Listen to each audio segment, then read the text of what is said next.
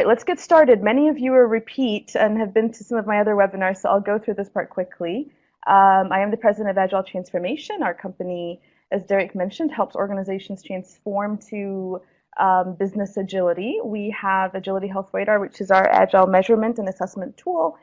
You can learn a ton on agilevideos.com, which is our e-learning library, and then agiletransformation.com is our main website. I have come from a background of being a software engineer and architect for many, many years, and I'm very passionate about organizational level transformation. And in one of my last previous webinars on adaptive leadership, you'll hear me talk a lot about servant leadership and why it's important to empower the people that you lead and leverage that as a way of building high-performing teams. I have 3 amazingly cute kids. Of course, I'm biased. The one above over here is Noor. So this is let's see if I can get the pointer. This is Noor. He is 6 years old now. This is Yara. She is 11. And this is Sharif. So I'm a very busy mom as well. So what problem are we trying to solve? So as any of you that have been in my previous webinars, I'm going to engage you here. So prepare to engage. But before I did the workshop, I wanted to kind of share with you a lot of the problems I'm hearing from executives as we've worked with many of them to transform their company. They're saying, look, we've got a large backlog of work that's just not getting done. We're missing deadlines. We're losing customer focus and confidence. Business priorities are changing because the market's changing. We have a ton of silos and handoffs, heavy processes. We're not really getting stuff. There's also lack of collaboration and trust between silos. Slow time to market, this is a big one. I would say it's actually one of the biggest drivers for Agile and business agility, which is we have to deliver faster and in smaller increments. They'll tell you that they've got missing, incomplete, and changing requirements. This one's my favorite because it's really the root cause of a lot of issues. And we'll talk about that when we talk about portfolio today, lean portfolio, which is no focus. All of us are working on so many things all at the same time that we're not getting anything done. We're starting to get really good at starting, but not finishing. Here's another one, no strategic alignment. Every manager, every VP, every product owner, everybody's got a new idea. And actually probably a good one. But the problem is our demand's way bigger than our capacity. So we're always chasing shining objects. Lack of enterprise capacity measurement, instead of thinking about how many teams do we have and what's their capacity, we're still talking about how many hours of individuals do we have, which is a bit more of the old school way. Ineffective, wasteful meetings, quality and rework issues. I'm sure you'll love this one, unrealistic estimates set by the wrong people. Also from an IT perspective, lots of heavy engineering and testing processes with not a lot of automation. I will say that there's several companies that will tell me that their employees do not feel empowered or engaged. And of course, there's a ton of, well, this is not my task. My job is just to do this. I don't really need to help you. Or I'm a specialist, I don't do that other thing. So these are just kind of a lot of what I would say symptoms of a problem. So now let me take you to the next slide where we talk about what does the high-performing culture really look like?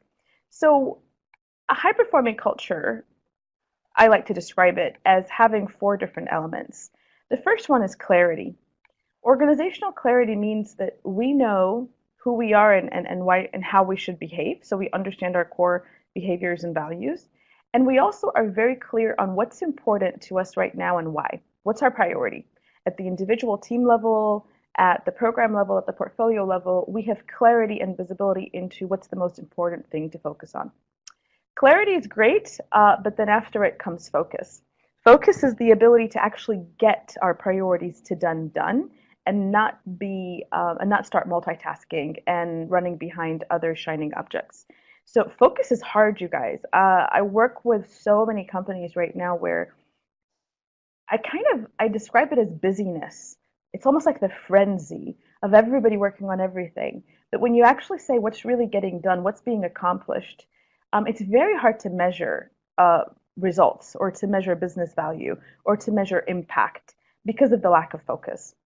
Predictable execution is really around all of us delivering in some sort of a rhythm or a cadence, whether it's the technology teams, the operations teams, the business teams, whatever it is there any way we can all predictably execute instead of this project manager and that project manager and this initiative and that leader, all of them delivering and having their own processes of delivering?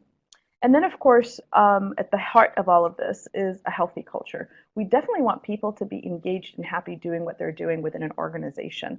We want them to feel fulfilled by its purpose, and we want them to feel like they're part of a culture that matters. There's a great book that talks about organizational clarity called The Advantage by Patrick Lencioni. It's a great one for executives and leaders and just all leaders to check out. So now, here's the part where you engage. Let me ask you this question. When I say business agility, you obviously came to this seminar and it had the title Business Agility. So you must be interested. We have 2,400 people that signed up here. So this has got to be an important topic. What does business agility mean to you? How do you know you've achieved it? If I had you describe what business agility means, what would you say? So I'm going to go ahead and read some of your responses. Constantly adapting to change. It's a great one. To avoid silos, adaptability, managing changes. How fast can an organization move and deliver? Pivoting quickly, change management, ability for business to easily change. Flexibility, ready for change, be able to say no. Reacting to market and customer demands, being comfortable managing change. Alignment and harmonization, I like it. Avoiding silos, meeting business needs in a fast-changing world.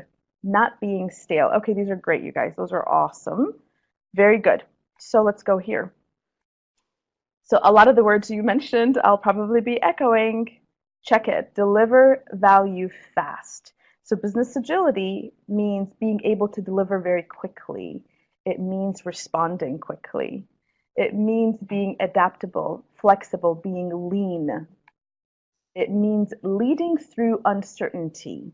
So there's a ton right now of uncertainty, ambiguity, challenges in the market space, not knowing what our future holds, lots of competition. How do I lead through that? And actually, how do I even strive through that? Disruptive innovation. So disruptive innovation, and I actually don't like the word just being competitive or staying competitive, because that means that you're just catching up. You're just trying to stay with the crowd. Business agility really enables disruptive innovation, which is you are far ahead of the market. You are anticipating what customers need before they even say that they need it, and you're building something that's solving a problem that they might not even realize that they have. So it's not even just staying competitive, it's being innovative and disruptive. Striving on change. So again, instead of rejecting change, instead of resisting change, you actually strive. Change does not scare you, change enables you. All right, let's keep going. Dynamic capability. Dynamic capability and customer focus. So dynamic capability means that a lot of what we used to do traditionally is build capabilities and keep them stale and just keep providing those capabilities. Dynamic capability means that you can really listen to your market, listen to your customers, and start changing the capabilities of what you offer in a very dynamic way as a way of responding, which is hard because we used to before build monolithical systems and structures around capabilities that we previously felt would be the core capabilities of our company. But now we have to adapt quickly. Customer focus is really around, instead of assuming that you know what the market needs, you're listening. You're getting out there, you're connecting with your customers, you're engaging them, you're getting their feedback, and you're delivering value in very small, lean experiments and finding out, is this really what you want? Is this what you're going to use or not? Self-organization and self-organizing teams is really around, instead of this hierarchical top-down, the people on the top have all the answers and people at the bottom just need to get their work done and listen. Dynamic and flexible organizations operate in a very different way where the teams are empowered. The leaders still provide vision. They definitely can provide acceptance criteria if there's any boundaries, but they allow the teams to self-organize around how we will get there. They also leave space for innovation, which will require a little bit of risk-taking, potentially some mistakes, but we call those learnings, right? And what we believe in is if you run lean experiments, if you are running small experiments of let's try this and let's see what our customers say, then you'll get feedback very quickly. But you do need to allow self-organization to happen at the team level in order to enable that. So here's another question for you. What enables business agility? If everything that we just talked about on that other slide is a reflection of business agility, of what it could mean, think about your company. Be real now, like really think about the organization you work with. If you were to be that way in 5 years from now, what do you think you would need to do? What areas of the business would you need to transform? What needs to change in order to enable that? All right, I'm going to read some of your responses. Executive leadership buy-in, being able to adapt to change, management and strategy, overall process, innovation, trust and flexibility. Jackie says the mindset, willingness to change, company culture, yes, Deborah, having a common goal, adaptive business model, excellent. Focusing on business priorities, that's a great one. Mindset of possibilities, willingness to embrace risk, yes. Team collaboration. Michael says everything needs to change. The hierarchy needs to change. Clear prioritization. Open and constructive mindset. Very good, you guys. Those are awesome. Ownership at all levels. I like that. Empowerment, leadership, organizational culture. Yep, top down, Douglas. The whole thing needs to change. Okay, great. So that's what we're going to explore here together. What I'd like to share with you is when a company brings us in and says, "Hey, can you help us with this business agility transformation?" which is a pretty holistic thing, we like to run sort of kind of just an initial baseline health assessment. And the assessment of the current organization is really around their process, their leadership and culture, their organizational structure and strategy, and their technology. But let's dig deeper and expand on these so that you can actually see them. So this business agility health radar here under process, what we ask about is, one, have you invested in team agility? Team agility, the question that we ask here is, have you brought the agile principles and practices and actually the agile mindsets to your teams? Have you created cross-functional teams instead of siloed teams that hand off to each other? Have you enabled them to work together in a strong way? Have you invested in looking at your product and your program structure? Have you established a way for doing agile program management across multiple teams? Maybe you've adopted Scaled Agile Framework or LESS or DAD, which is the Disciplined Agile Delivery. But have you looked at a way for planning across multiple teams? It could be at the program level or even at the product level. Have you formalized, for example, lean product development within your product management area? Portfolio agility, we'll talk about this today as well. Have you looked at your portfolio and broken down these large multi-year initiatives to what we call smaller deliverables, epics that are quarterly sized? Do you have one ranked enterprise backlog? Do you have visibility into your capacity and your demand as well? And have you started to plan quarterly? Enterprise agility, the question we ask here is, have you cut down those large monolithical processes that just make absolutely no sense and take forever? Have you leaned out, almost like done value stream mapping and cut down waste on some of these enterprise processes that just kill you and really provide no value? Measurement. Now, obviously, I'm biased because we have Agility Health, but do you have an established metric and measurement and continuous growth tool at the team level, at the program level, at the portfolio, and at the enterprise level? And have you brought the voice of the customer to every part of your process, right? Whether it's team, program, or portfolio, have you really become more customer-centric as opposed to product and services-centric? Let's look at leadership. When we assess the leadership, we basically ask for senior leaders. The question we ask is, has the senior leadership team shifted their style from a command and control to more of an empowerment and servant leadership style of leading? Have they also learned to do what I call appetite control? Do they know how to let teams finish what they start as opposed to constantly changing priorities and giving them new things to work on before anything's finished? From a management perspective, so middle managers and directors, what we ask about here is, again, have you shifted your management style from the top down, I tell you what to do, follow what I say, to more of an empowerment, servant leadership style. And then the second thing we ask here is, have managers elevated themselves to become more strategic and less tactical? Unfortunately, we found that a lot, and I'm sure this is similar for you, a lot of managers are in the weeds. They're solving day-to-day problems, putting out fires, telling people exactly how to do the work, giving them the fish. And we really need management, especially when you create self-organizing teams. If you want them to be high performing, you got to kind of get up a level and become more strategic and focus on coaching and developing of the people and removing organizational roadblocks as opposed to day-to-day firefighting and tactical focus. Are you engaging people? Are they happy? Do you care about people and their happiness? Are you becoming one team? Are you breaking down the silos within the organization? Have you started to change your physical workspace and think about more collaborative workspace environments, open seating, breaking down the large cubes? If you are a virtual team, have you started to look at the online tools that enable day-to-day pairing and collaboration?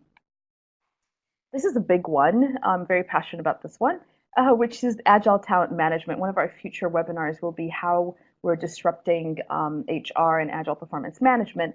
So have you started to look at people need to be rewarded differently? The old style of rewarding people and reviewing them once a year, and the way that we recruit people just for their skills, not for their cultural fit, a lot of that will have to change. All right, let's dig into the third dimension here, which is let's go into organizational design. We talked about stable teams in one of my previous webinars, but have you thought about intentionally designing your teams to be stable, cross-functional, so that the work comes to them instead of project teams where we are constantly putting them together and disseminating them, putting them together and disseminating them?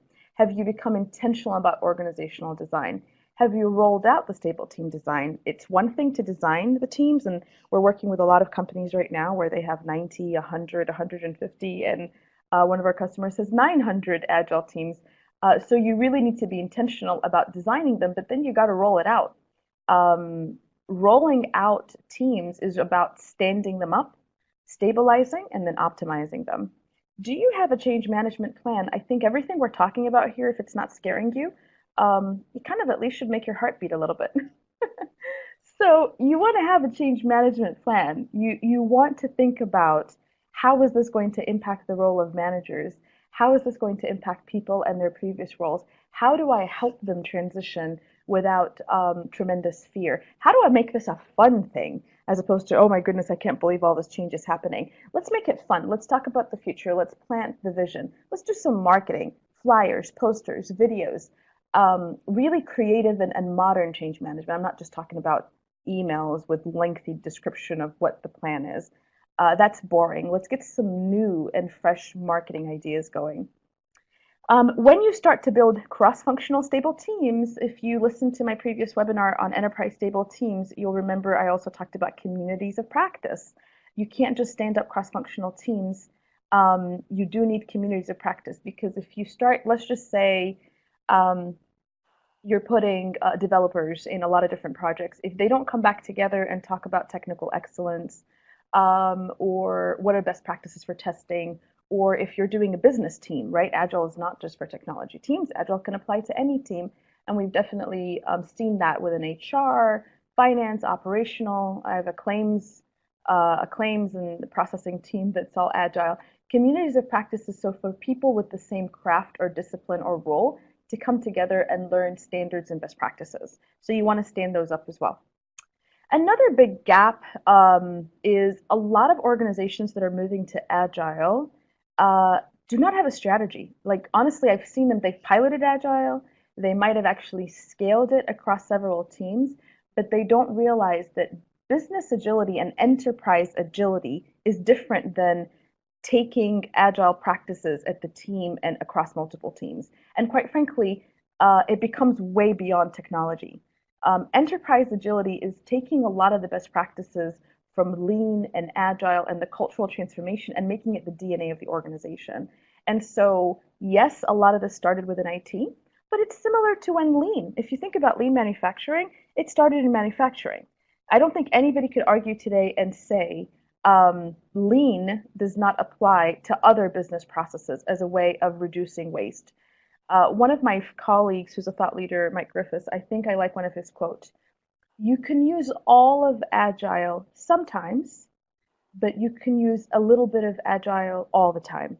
So is there any project where a daily stand-up meeting, where a cross-functional group comes together and reviews what everybody's working on, and in 15 minutes doesn't work? That those little practices could apply everywhere.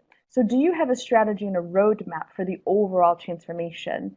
Have you engaged the right stakeholders? And have you developed a plan to make it stick? I can't tell you.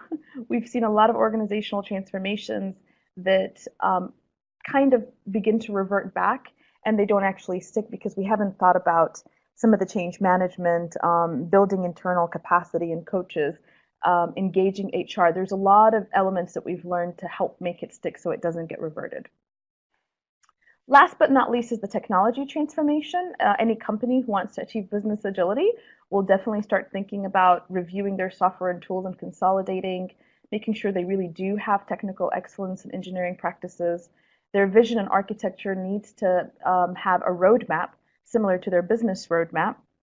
Continuous delivery and DevOps is a very big topic right now, which is how do we enable deliver but get stuck, and all of the work that they've done cannot be delivered is because of the lack of continuous delivery and DevOps, and of course the ability to be innovative. So I wanted to share with you our enterprise business agility. If you've been to the last seminar on enterprise stable teams, this should look familiar. If this is your first seminar on enterprise business agility, I'll go through the pillars quickly again. And what we're going to do today is we're really going to dig deeper into the first two, customer seat at the table and lean portfolio. So customer seat at the table is all about including the voice of the customer in everything that you do, and starting to really understand who your customers are and what problem are you trying to solve for them before you just assume that you can put out there a solution. Lean portfolio is optimizing demand and capacity. So it's really starting to take these very, I would say, heavy portfolio processes that we have and leaning them out and making them shorter and more nimble and going into quarterly planning, which I'll talk a little bit about here. Stable teams, if you want to learn more about this, please just look up the last webinar titled Enterprise Stable Teams, and you'll see a lot of what we talked about here. The Agile framework and mindset is really around, again, teaching the Agile mindset, the practices, the principles, which whether it's Scrum or Kanban, to teams beyond IT. So technology teams and non-technology teams, how can we begin to leverage the idea of breaking things down into smaller chunks, working as a cross-functional team, planning in shorter increments and showing value. None of that really only applies to technology. Scaling agile planning across multiple teams, and then also facilitation and collaboration. There is a previous webinar called Adaptive Leadership Journey. The Adaptive Leadership Journey seminar takes you much deeper into what we're talking about here when it comes to the leadership and the cultural transformation that's needed for this specific pillar, which is really, we talk about servant leadership, which is letting go of that command and control, knowing how to lead high-performing teams, getting away from being so tactical and learning to be more strategic, and then leading through change and uncertainty. Make it stick is a really important pillar about building internal capacity, having a continuous measurement and growth framework and tool, pulling in HR with the talent management, and then being open to having a change management plan for all of this. And of course, as we mentioned, the technology transformation. So let's dig deep today into the first two. This picture is the enterprise value stream. So the problem we're trying to solve, again, I'm taking you one level above, right? I don't want you to think about agile practices applied to a specific technology team. We are talking about business agility, enterprise business agility. There are strategic ideas that come in. They have to be, the demand has to be managed. So this is the appetite control. You need to assess all these opportunities. You need to discover which ones you want to invest in and break them down into smaller minimal viable products, so smaller deliverables. And then you go into capacity management and then leverage Agile as a way of delivering on these priorities.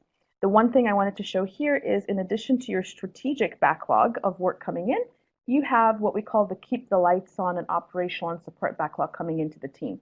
So any team that you're working with potentially has competing demands between operational support and strategic. So a big part of why we designed EBA, the Enterprise Business Agility, is to say, okay, these pillars that we just talked about, here are the areas that they're trying to optimize and focus on in terms of the end-to-end value stream. Let's look at customer seat at the table. We're going to dig deeper into this one, which is really about knowing who our customers are, understanding what problem we're trying to solve for them, running experiments, minimal viable products, and then minimal marketable validation. We're not going to be able to go through all of it right now, because obviously this is just a 1-hour webinar, but I wanted you to just explore some of the concepts here. One of our customers, which I absolutely love, Blue Cross Blue Shield Nebraska, I love that they literally have the customer seat at the table as an actual t-shirt. And this is in every room. Seriously, like this is in managers' rooms, in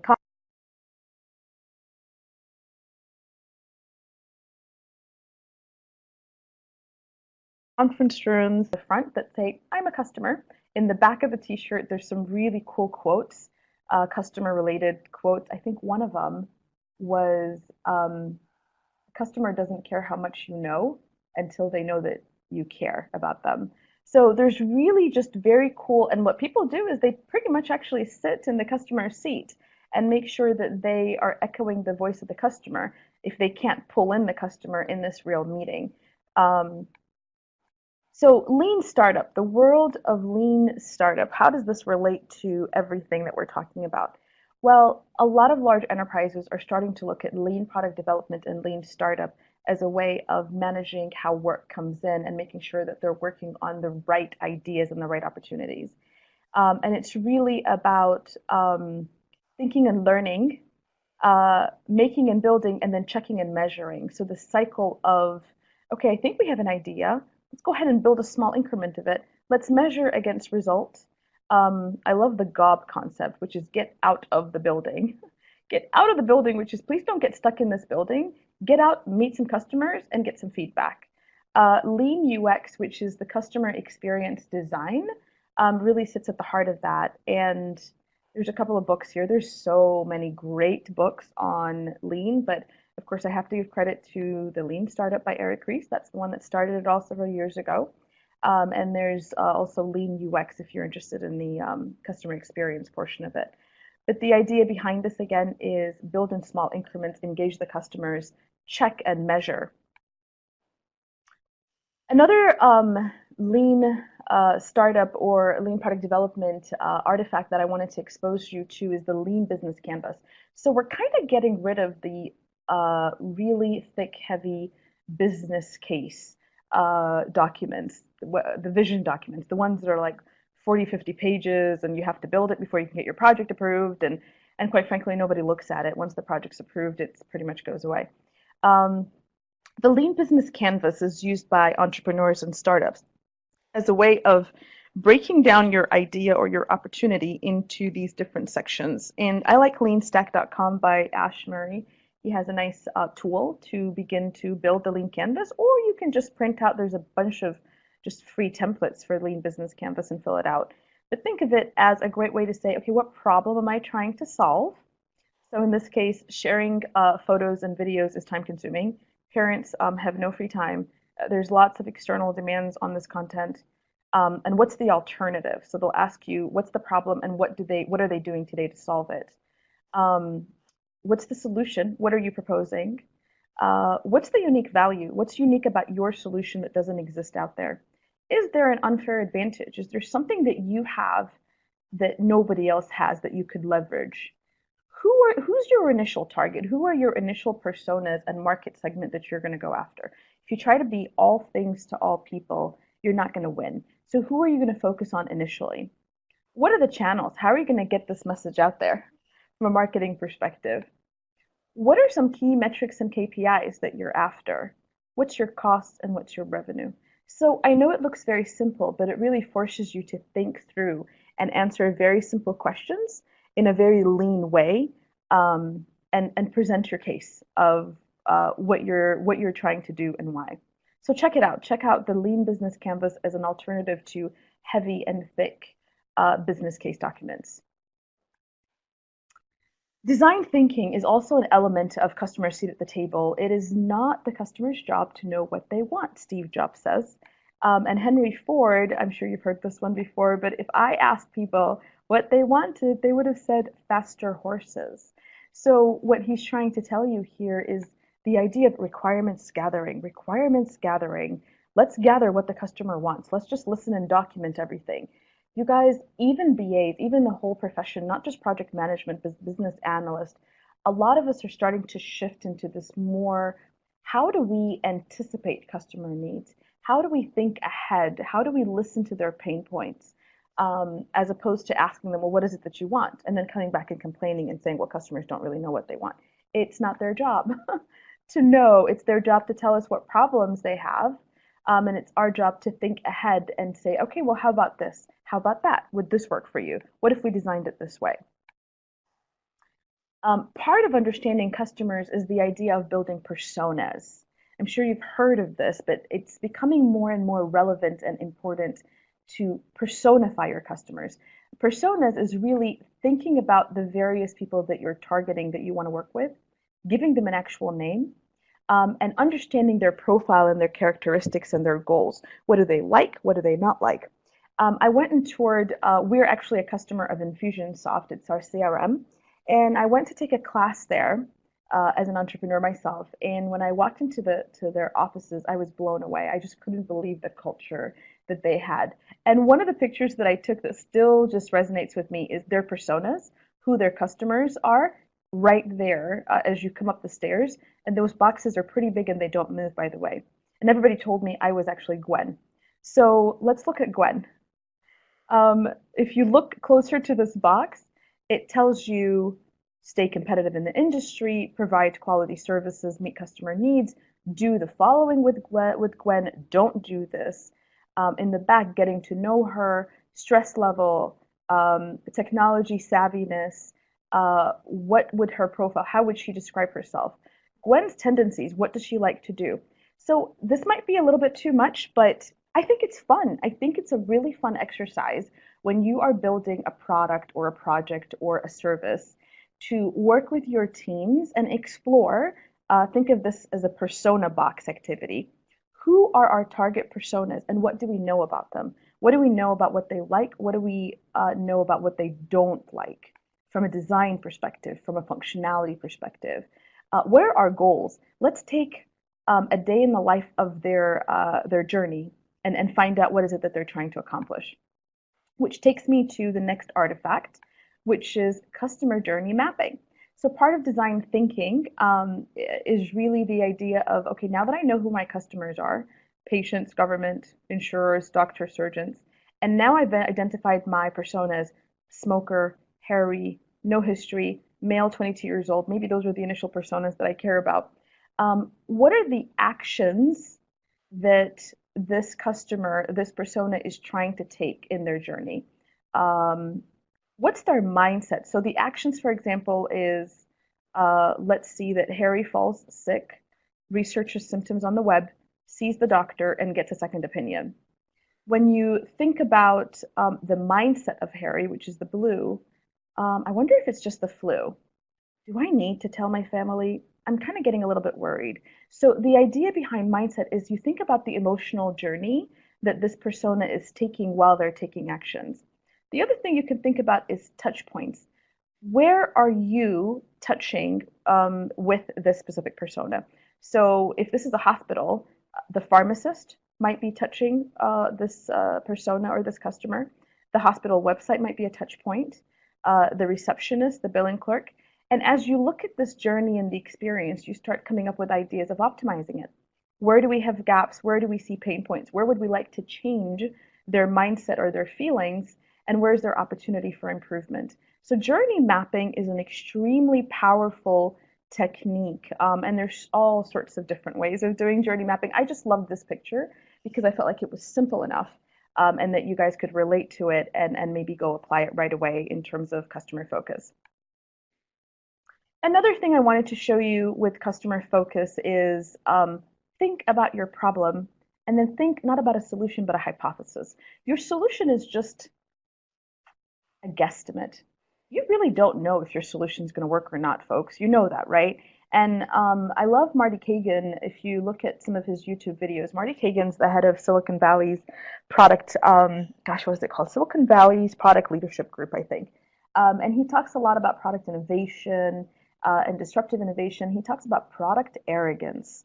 And product arrogance is when you really think that you know and you fall in love with your idea, you fall in love with your solution, you get pretty arrogant, and you're not willing to understand. You're just guessing. You don't know what people really want. So think of the problem. Your service or your product was designed to achieve this goal. We have observed that this product isn't meeting the following goals. Here's what we think is the side effect. How might we? How might we is a really great way of asking questions. How might we improve whatever the problem is? So once you come up with your how might we problem, here's my hypothesis. We believe that whatever feature or whatever solution that you're trying to build for the following persona, remember we talked about being clear about personas, will achieve the following outcome, business outcome, folks. That's what we care about. When you're being customer driven and customer focused, we care about business outcomes. Validated by, which I love, what's the metrics? What's the measurement? How will you know that you've succeeded? Part of doing discovery, one of the things that we teach as part of our discovery, the 5-day sprint, and it really comes directly out of this book. A lot of customers want us to actually do this for them, but it's how do you take the how might we and take this hypothesis that you just came up with and take it through in 5 days, customer experience mapping, deciding, sketching, putting some content together, almost creating everything that the solution would look like, but in a prototype fashion. And then actually testing it with the customers, like actually really bringing in on Friday. I know this sounds scary, but on Friday, bringing in some real customers and saying, hey, what do you think? What do you think? Would you use it? Would you not use it? What do you like? Do you like A or B? It's called A/B testing. Do you like it this way? Do you like it that way? Would you use it better here? Would you use it better there? But it's very low fidelity and it's a very quick way of experimenting. A lot of customers that are doing CX and UX and customer experience, part of the frustration of the executive team when I talk to them is they say it takes too long. I love the market research we're doing. I love the focus groups. Those are all great things, but is there any way to start accelerating and using more shorter sprints as a way of doing that? And I'm not saying in 5 days you'll get everything that you want. You might have, a research and customer focused validation sprint before that. But the idea is to try some more nimble and faster ways to do discovery. Why is discovery important? Well, check it. If you are doing Agile, you're getting really good at delivering. So a lot of teams that have been adopting Agile are good at sprinting and delivering. What we have realized is the industry's is missing discovery. Discovery feeds delivery. Think of this cycle feeding this cycle. This is, an idea of what we think we want. And this is, hey, let's go ahead and test it out and see. So instead of, here's a big project, go on for 6 months or a year and then deliver it for me, we are now saying we want a continuous process where there is a discovery team, which could be a subset of the delivery team that's always looking ahead and ideating, prototyping, running user tests, revising, and providing these smaller chunks, minimal viable products for the teams to actually deliver on. So if there's one thing I'd like you to get out of the customer focus area, especially if you've already been doing Agile, is discovery feeds delivery. This is where we have a lot of issues right now, is we're getting good, Agile teams are getting really good at delivering, but we're not delivering the right thing. Our business customers have to learn, so our product owners, our product managers, UX designers, lead engineers, those are sort of the group of the trio that we really want to focus on discovery. need to learn better discovery processes, and that's a lot of what our customers are asking us for right now. If you want to learn more about dual track Agile, here's a good link. So now let's go back to our EVA. So we kind of discovered a little bit about customer seat at the table, which is a core pillar in our transformation model. Let's kind of go into portfolio management in the remaining time that we have. So portfolio management, when a company asks us to transform their portfolio into more of a lean portfolio, it's really about helping them limit their work in progress. Work in progress is all of the projects and the ideas that are all in progress all at the same time. If you understand lean, if you understand Kanban, you know that having too many things all in progress at the same time actually slows down the end-to-end throughput of your teams. So do your job, focus all your efforts and skills on doing the work you've committed to, don't worry about anything else. So it's all about focus. Stop starting new things, start finishing what you've already started. So let's go through this journey together. There's a game that I like to play with executives called the multitasking game. The multitasking game shows leaders and executives that there are 3 ways of getting work done. I have 4 customers and I have 1 person. So think about 1 team or 1 individual. That's my capacity. My capacity is 1 individual. His job is to write the name of the customers. Customer 1 is going to give me their letters. Customer 2 is going to do the same thing. So for me to take those requirements, I can do the no customer shall wait. No customer shall wait means that, let's say John, poor John, is going to be the person who's writing the letters. Customer 1, 2, and 3, and 4 are all high priority. None of them can wait. So they're all going to start screaming their letters at a time, and John's just going to do the best that he can to listen to whoever screams the loudest and start writing down the name. Now, Jack, as you can see, is the one who screams the loudest. He got done first. Poor Sarah, she had a lot of defects and quality issues. But this is sort of showing you when we are saying that every project is number 1 and people are multitasking and just responding to this requirement and that requirement and to who screams the loudest. This is the results that we got in terms of completion. Let's go to 1 customer gets a turn. So this is what I call kind of the keep the peace. Keep the peace is every customer gets 1 letter. Customer 2 gets the next letter. Customer 3 gives me the next letter. So this is nice because every customer has to wait their turn. Now, again, I'm not finishing the entire project for a customer. I'm giving you a little bit. I'm nibbling on your requirement. I'm fixing 1 issue for you. I'll do something for you. Now I'll come back to you again. So everybody gets a turn. So this seems like a very fair way, but look at the time to market. So time to market is how long it takes to get work done. Again, same demand, same capacity. All right, let's go to a lean portfolio way, which is 1 customer at a time in a ranked backlog based on value. So we now move these customers around and we said, look, you're number 1 from a business value perspective, you're number 2, you're number 3, you're number 4. We're going to finish Sarah first. So she got done in 6 minutes, 6 seconds. Carrie's going to come next. We're going to finish her whole project. When you look at the comparison of this, again, same demand, same capacity. Sarah got done in 6 seconds, which beat everybody else, and she was the highest value. So that's tremendous time to market. Alex, who was number 4, so the 4th project on the list, got done in 22 seconds. I would say he did actually pretty good compared to the other methods. Why is it? I'm just curious, you guys, why is it that you think we like starting so many projects at the same time? Why do a lot of organizations live here or here, and they have such a hard time operating this way? Go ahead, show me. They don't like saying no. Yep, greed. Too many people value themselves in the business, okay, because no one wants to wait. Perceived performance improvement. Yes, John. John, I actually like to call that the false illusion of progress. False illusion of progress is when it just makes us feel good. Makes us feel good to think that everybody's getting a turn and we're doing something. Impatience, too many priorities, set customer expectations. Yeah, exactly. Everything's critical, everything's high value, but this works better. So now what do we do to solve this problem? Remember how I mentioned to you this problem statement and problem solution? The first thing we like to do, and this is directly from one of our customers, actually the one I'm going to in Jamaica. I'm going to Jamaica this week. I love this customer. Any of you that have work in Jamaica, I'll come see you. So we have taken their portfolio and broken it down into capability. So the way that they write their portfolio epics are quarterly size chunked, written as we believe the following capability will result in the following outcome for this persona. We succeed when, here's the feedback, and here's an example of what that statement could look like. So we always start with breaking down the priorities into outcomes and quarterly deliverables. We then do this. We like visibility, and I realize all of you are thinking, well, we can't have a physical room. We're virtual. We're distributed. I get it.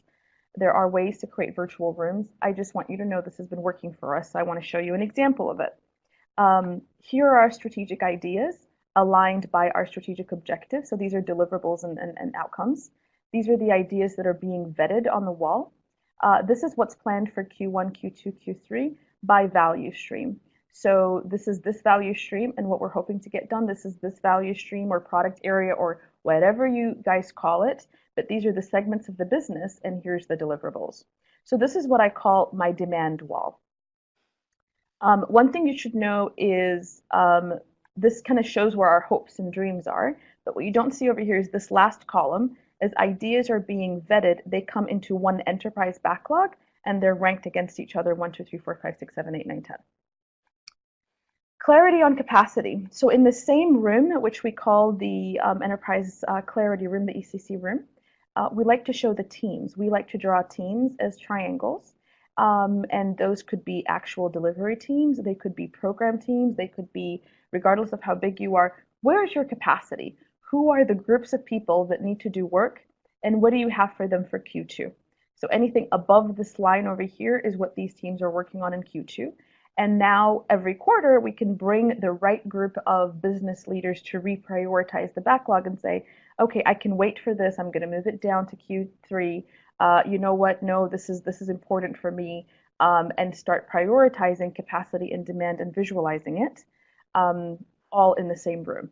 Part of the reason we like to do this physically with the right stakeholders and business people there is because there is nothing that can accelerate. I don't know if you can see this, but this is parallel processing. I've got like whatever, 10 to 15 people here all prioritizing at the same time. Can you do this with a physical, a virtual wall? Yes, of course. There are virtual tools that can help you with that.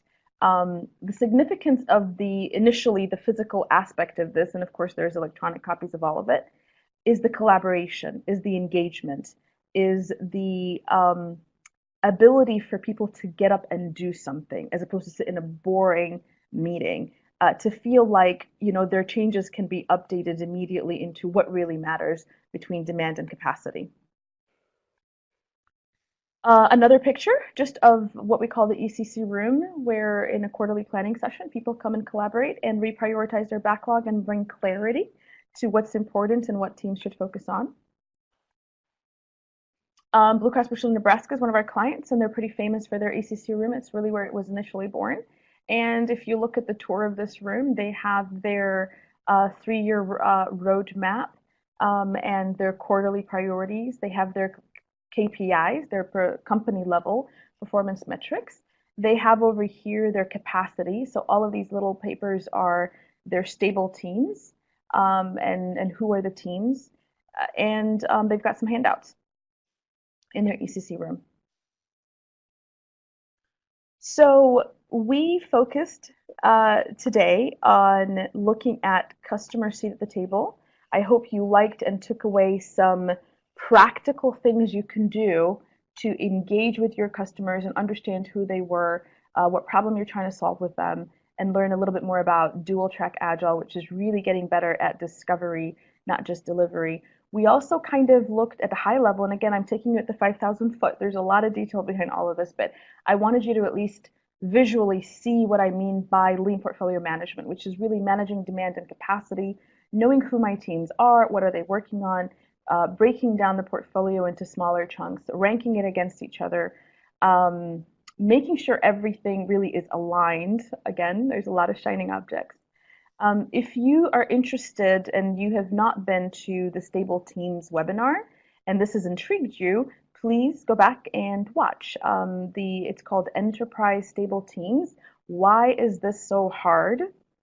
There is also a webinar out there called Adaptive Leadership Journey.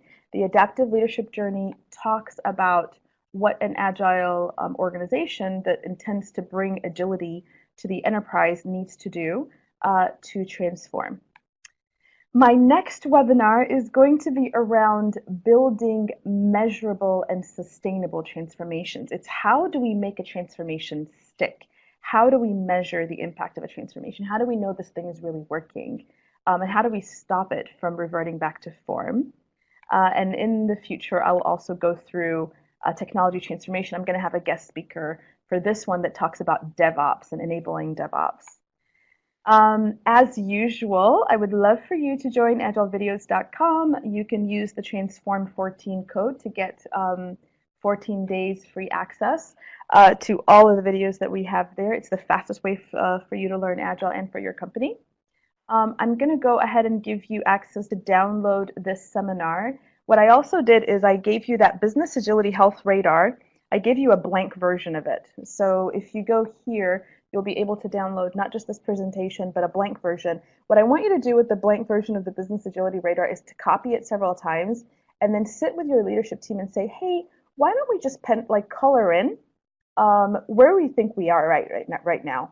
If you are going through an agile transformation, just kind of color it in from a scale of 1 to 10. How do you think you're doing in the various areas of business agility? We are also the very first company that got accredited and certified with IC Agile's Business Agility certification. So if you want to learn more about that workshop, you can access it here. So let's take some questions. All right, Rajan is asking, who is responsible for the product? Who is responsible for discovery? Is it the product owner? So good question. A lot of times the product owner and the product manager so sometimes the product manager is really doing discovery ahead of the product owner. I think Marty Kagan feels strongly that the product manager needs to be the product owner.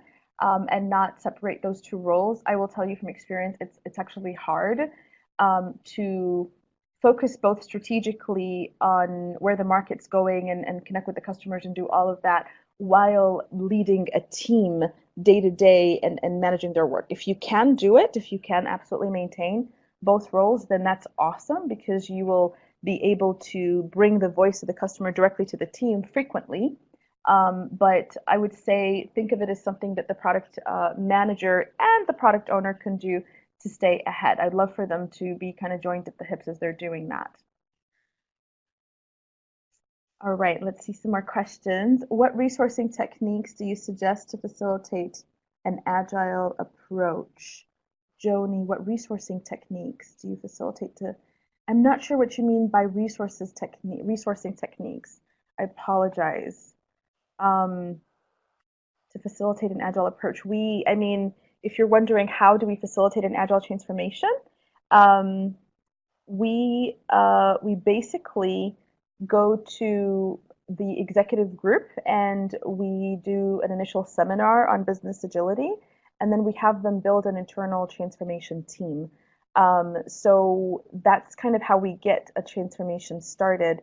And obviously, we sometimes help as external partners and then build some internal coaches as well. So there's usually a transformation team, there's a strategy as a way of moving this forward. A lot of companies have already started to pilot and scale Agile, but they haven't necessarily done a full enterprise level transformation. I see you guys saying that the bit.ly is not working. Have you tried www at the beginning? bit.ly/agility health seminar. Let's see if that works. Can somebody tell me if this link works or it doesn't? The slashed one. All right, let's see one more question. Yeah, there you go. Bipin found it. Awesome. Okay. How long will this process work? Okay, so somebody's asking how long does it take to actually go through an enterprise business agility transformation? It could take a few years, really. I'm being honest with you. This is an enterprise transformation. This is an organizational transformation. So I don't I wouldn't start this thinking that this is, a kind of a 6-month journey.